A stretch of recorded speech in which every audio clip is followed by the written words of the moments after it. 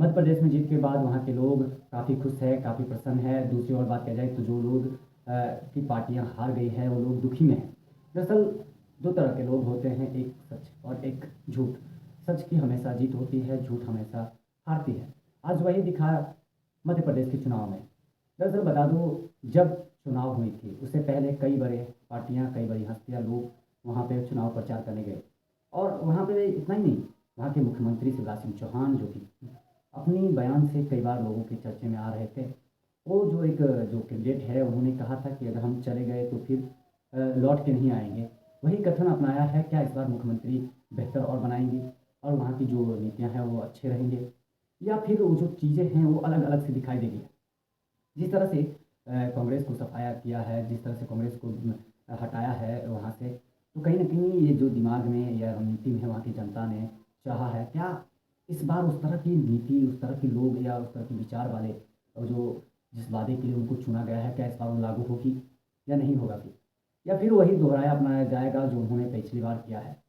पिछली बार बेहतर किया है, इसलिए उन्होंने सत्ता में हासिल की है, उनको सत्ता हासिल हुआ है। और दूसरी ओर बात की जाए तो जिस तरह की उन्होंने इस बार प्रचार-प्रसार की है, या उससे भी उनको फ़ायदा मिला है।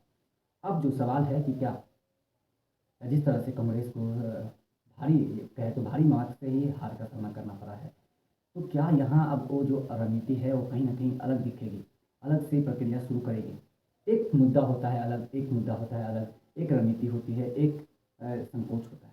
अब जो शिवराज सिंह चौहान फिर से मुख्यमंत्री बनेंगे, तो क्या उनके लिए क्या कुछ रहेगा? प्रधानमंत्री मोदी ने कहा है, जनता जनार्दन को शुक्रिया अदा किया है। उन्होंने कहा कि जनता हमें चाहिए है, उन्होंने हमें चाहा है तो हम उनके विश्वास को जीतेंगे। क्या प्रधानमंत्री की मोदी की इस ट्वीट से लोगों के मन में खुशी का माहौल है? अब बता दूँ, मोदी जो प्रधानमंत्री मोदी की एक फिर से मिशन है, जिस तरह की मिशन उन्होंने मोदी है तो मुमकिन है, इस तरह की जो है मोदी कई तरह की जो रिव्यू है, उस तरह की सिस्टम है, उस तरह की जो नियम है कि क्या इस बार भी लागू होंगे।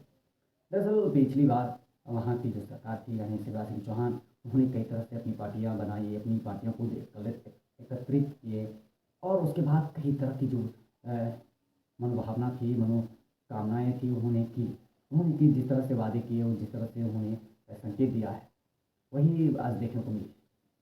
या फिर जो दोहराया अपनाया जाएगा, या फिर केंद्र में जो शासन है या फिर राज्यों में जो शासन है, वो अलग रहेगी। जिस तरह से वहाँ पर जो पिछली बार भी इसी तरह की है कि वहाँ पे जो सरकार थी बीजेपी की, और इस बार भी बीजेपी की सरकार बनी है। तो ये कहीं न कहीं दर्शाई है कि जनता उन्हें चाहती है, क्योंकि जनता अगर नहीं चाहती तो वो शायद उस मुकाम तक नहीं पहुँच पाती। और वही सवाल है एक, कि क्या लोगों के साथ में वो बात जो है, राम लला का मंदिर, वो भी एक मुद्दा है। जिस तरह से मोदी सरकार की नीतियाँ में जिस तरह की बदलाव हुई है, जिस तरह से मोदी की नीति में कुछ बड़े काम हुए हैं, क्या उससे लोग प्रसन्न हुए हैं? या फिर सरकार की सत्ता या फिर ईमानदारी की रोटी सेकी जाती है?